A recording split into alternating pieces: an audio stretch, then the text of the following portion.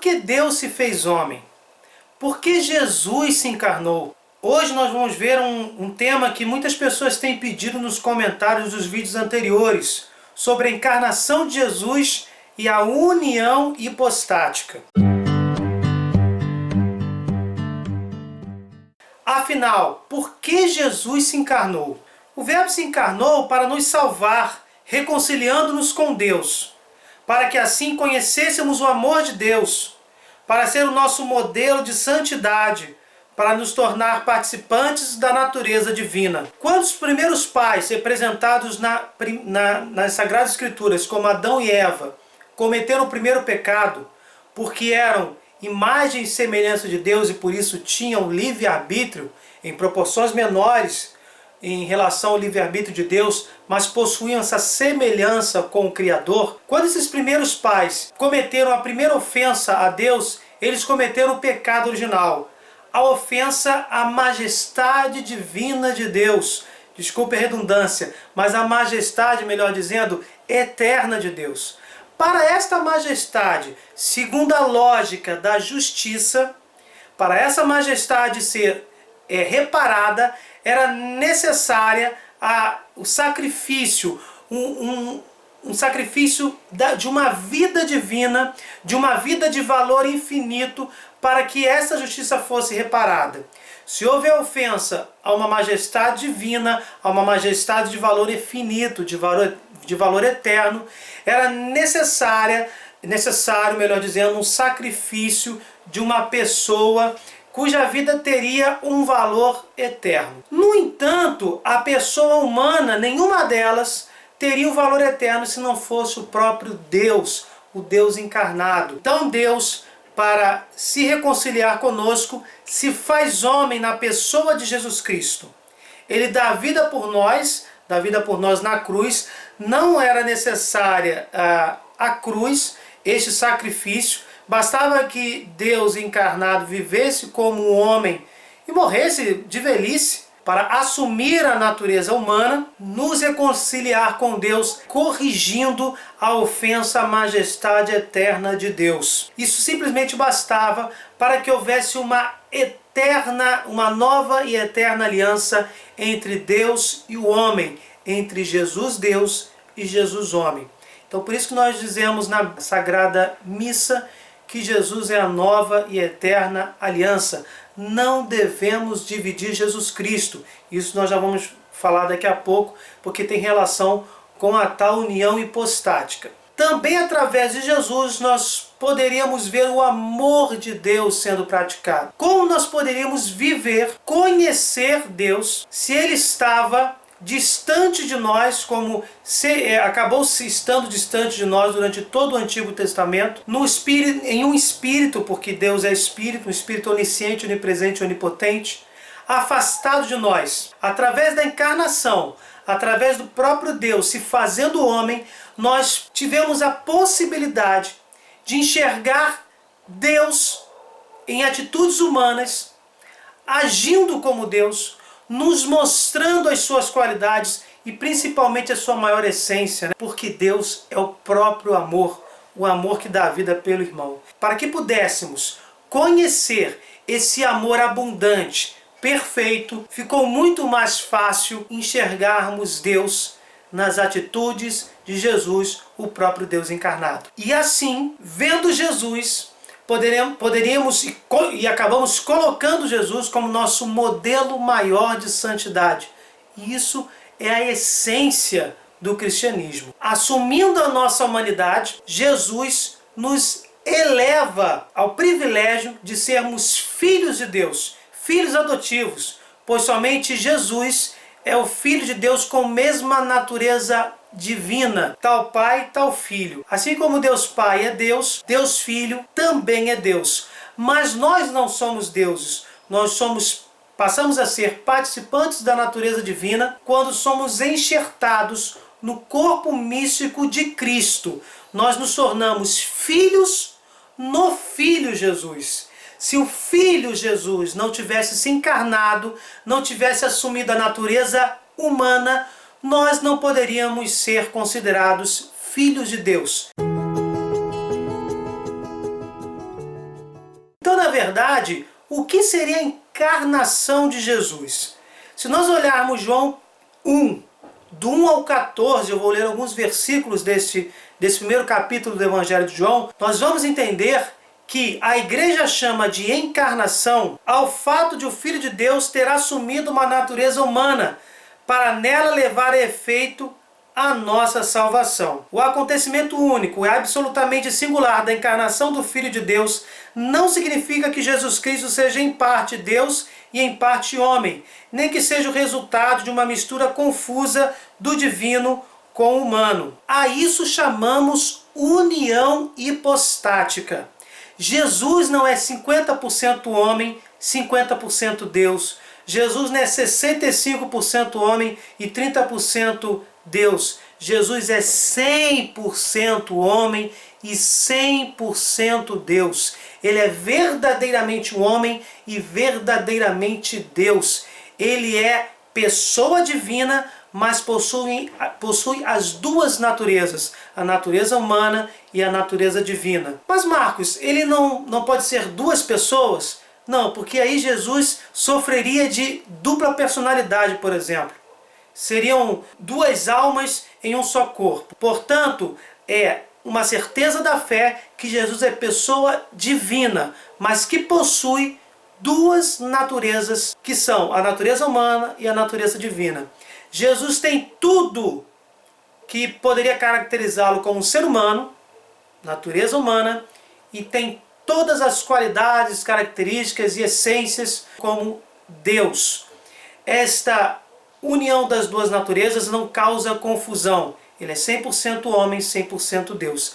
A isto chamamos de união hipostática. Jesus Cristo é igual a nós em tudo, exceto no pecado. No princípio era o Verbo, e o Verbo estava junto de Deus, e o Verbo era Deus. Ele estava no princípio junto de Deus. Tudo foi feito por ele, sem ele nada foi feito. Nele havia vida, e a vida era a luz dos homens. A luz resplandece nas trevas, e as trevas não a compreenderam. Então nós vemos nesses 5 primeiros versículos que o Verbo já estava junto de Deus desde toda a eternidade e era Deus, como está lá no versículo 1. Aí dando uma puladinha, né, já vamos no versículo 14, a partir do versículo 6 vai falar de João Batista, vai falar que Jesus era a verdadeira luz que ilumina todo homem, mas aí nós temos aí a chave no versículo 14. E o Verbo se fez carne e habitou entre nós, e vimos sua glória, a glória que o Filho único recebe do seu Pai, cheio de graça e de verdade. Vemos neste versículo 14 a encarnação do Verbo. Um só e mesmo Cristo Senhor, Filho único, que devemos reconhecer em duas naturezas, sem confusão, sem mudança, sem divisão, sem separação. O Verbo se fez carne e habitou entre nós. A diferença das naturezas humana e divina não é abolida pela sua união. Antes, as propriedades de cada uma, as propriedades da natureza humana e as propriedades da natureza divina, são salvaguardadas e reunidas numa só pessoa e numa só hipóstase. Pessoa divina, não vamos falar que Jesus é pessoa humana. Não podemos afirmar isso. Então nós vemos aí, no primeiro capítulo de João, a união hipostática, a encarnação de Jesus. Jesus tem as duas naturezas, humana e divina, que não se confundem, que estão em plena harmonia, mas se trata da pessoa divina do Filho, né, da segunda pessoa da Santíssima Trindade. Pessoa divina. Então, como é que o Filho de Deus, ele é homem? Como nós podemos dizer que Jesus encarnado, ele é 100% homem, além de ser 100% Deus? Plena realidade da alma humana, com as suas operações de inteligência e vontade e do corpo humano de Cristo. Ou seja, Jesus vive realmente a natureza humana, ele realmente é homem, exceto no pecado. A natureza humana de Cristo pertence como própria à pessoa divina do Filho de Deus que a assumiu. De novo, não são duas pessoas, não são duas consciências. É uma pessoa divina que já tinha a natureza divina e assume então a natureza humana de Cristo. Tanto na sua alma como no seu corpo, Cristo exprime humanamente os costumes divinos da Trindade. Isso significa dizer que, em todos os seus aspectos, em todas as suas realidades, Cristo manifesta os costumes de Deus em forma humana. Não há confusão. Cristo se manifesta com toda a sua consciência de Deus dentro desta composição de homem-Deus. Não existe confusão. O Filho de Deus trabalhou com mãos humanas, pensou com uma inteligência humana, agiu com uma vontade humana, amou com um coração humano, nascido da Virgem Maria, tornou-se verdadeiramente um de nós, semelhante a nós em tudo, exceto no pecado. Já vai dizer Hebreus 4:15. Verificamos que quando Jesus se encarna no ventre da Santíssima Virgem, ele assume a natureza humana, que consequentemente ele herda de Maria, da carne de Maria é gerada a carne de Cristo, e não há confusão. Jesus Cristo assume a humanidade, manifesta aquilo que a gente chama de os costumes divinos da Santíssima Trindade, estando num corpo humano. Ele não é um hospedeiro de Jesus, ele é o próprio Jesus Cristo. Novamente, 100% homem e 100% Deus. E ele manifesta toda essa harmonia entre a natureza humana e a natureza divina na pessoa divina de Jesus Cristo. O que nós podemos falar da alma e do conhecimento humanos de Jesus Cristo, dentro dessa união hipostática? O Filho Eterno assumiu também uma alma racional humana, dotada de um verdadeiro conhecimento humano. Ao mesmo tempo, este conhecimento verdadeiramente humano do Filho de Deus exprimia a vida divina da sua pessoa. O Filho também mostrava, no seu conhecimento humano, a clara evidência divina que tinha dos pensamentos secretos do coração dos homens. Pela sua união com a sabedoria divina na pessoa do Verbo encarnado, o conhecimento humano de Cristo gozava em plenitude da ciência dos desígnios eternos que tinha vindo revelar. Jesus assumiu a natureza humana. Isso significa que em Jesus estava em perfeita harmonia Deus e o homem. Aquilo que, de uma forma semelhante, não igual, acontecerá com cada um de nós quando mergulharmos no que a gente chama de céu, que é a comunhão definitiva com Deus. A nossa alma humana, que é, na verdade, composta de inteligência e de vontade, serão mergulhadas em Deus. A inteligência, que é uma parte integrante da alma que quer conhecer todas as coisas, passará a conhecer todas as coisas, porque mergulhará na onisciência de Deus.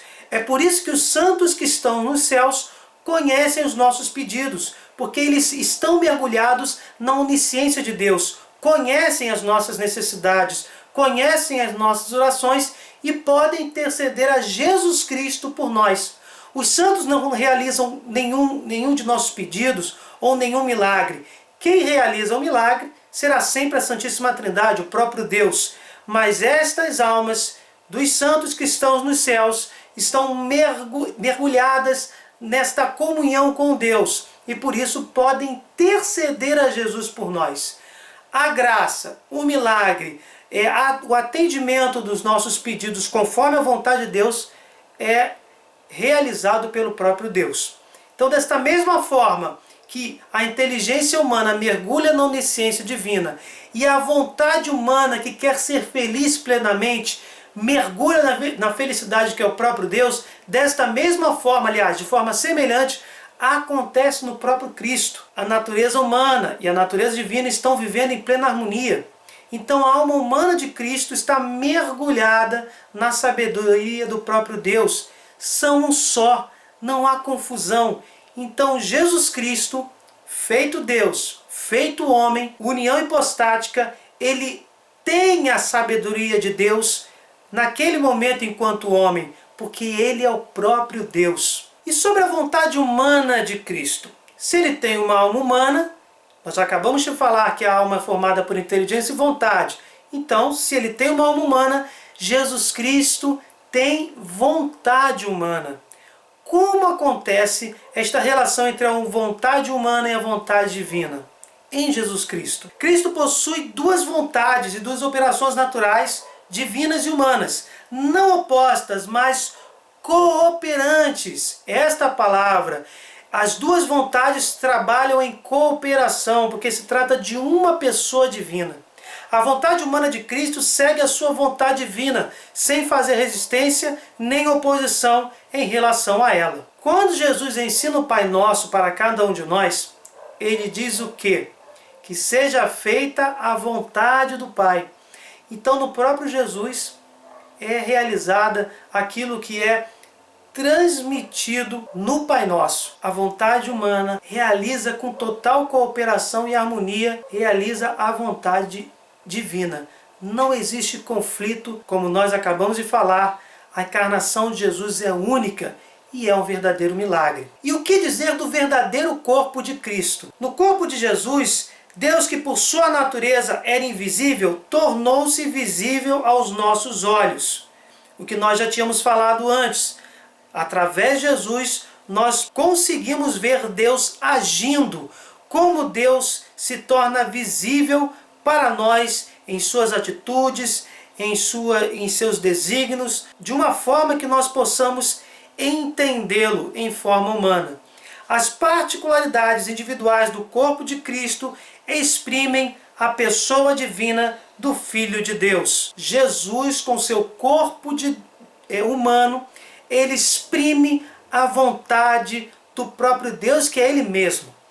Quando nós falamos de encarnação de Jesus, nós também estamos falando da Santíssima Trindade, que é um mistério, mas que nós podemos tocar o mistério com o uso da nossa fé e da nossa razão. São três pessoas em um só Deus, mas não são três deuses. Na pessoa divina do Filho, não são duas pessoas, são somente uma pessoa, onde duas vontades trabalham de forma cooperativa, de forma harmoniosa. Não existem duas pessoas, não existem duas consciências, mas existe sim a pessoa divina que trabalha de forma muito harmônica a natureza humana e a natureza divina. Não se pode dizer, por exemplo, que Maria é mãe de Jesus feito homem, porque Jesus não se divide. Jesus não é metade Deus e metade homem. Ele é inteiramente Deus, inteiramente homem, exceto no pecado, como nós já falamos e como já está na carta aos Hebreus. Quando dizemos, por exemplo, que Maria é mãe de Deus, ou quando afirmamos que Jesus é Deus, nós estamos confirmando uma verdade de fé. Nós não podemos dividir Jesus. Maria não é deusa, não precisa ser deusa para ser mãe de Deus. Basta que ela gere o corpo de Jesus, isso foi feito, e ela eduque o menino Jesus, e isso foi feito porque Jesus foi criança igual a qualquer criança humana, exceto no pecado. Então, Maria, ela realmente foi mãe de Deus. Nossas mães, por exemplo, elas não são mães de nossas almas. Elas são pessoas que nos geraram biologicamente e ou nos educaram, cuidaram de nós. Não podemos dividir Jesus. Isso inclui quando afirmamos que Maria é mãe de Deus e não mãe de Jesus feito homem. Porque dividir Jesus, dizer que Jesus não se encarnou, é ser apoiador dos pensamentos do anticristo. Vamos ver nas próprias Sagradas Escrituras a afirmação de que devemos sempre afirmar que Jesus é 100% homem e 100% Deus. Não devemos dizer que Jesus não se encarnou ou que Jesus não é Deus ou é somente homem. Nisto se reconhece o Espírito de Deus. Todo espírito que proclama que Jesus Cristo se encarnou é de Deus. Todo espírito que não proclama Jesus, esse não é de Deus, mas é o espírito do anticristo, de cuja vinda tens ouvido e já está agora no mundo. Muitos sedutores têm saído pelo mundo afora, os quais não proclamam Jesus Cristo que se encarnou. Quem assim proclama que Jesus Cristo não se encarnou é o sedutor e o anticristo. Como podemos então entender, por exemplo, o coração de Jesus, o Sagrado Coração de Jesus? Amou-nos a todos como um coração humano. Jesus nos amou com um coração humano. Por esse motivo, o Sagrado Coração de Jesus, trespassado pelos nossos pecados e para nossa salvação, e considerado sinal e símbolo por excelência daquele amor com que o Divino Redentor ama sem cessar o Eterno Pai e todos os homens. Isso é maravilhoso, porque Jesus assumiu a nossa natureza humana sem precisar. E quando ele assume a natureza humana, ele vive como um ser humano, entrega esta vida por nós e repara a ofensa à divina majestade de Deus. E assim ele repara a justiça divina é saciada.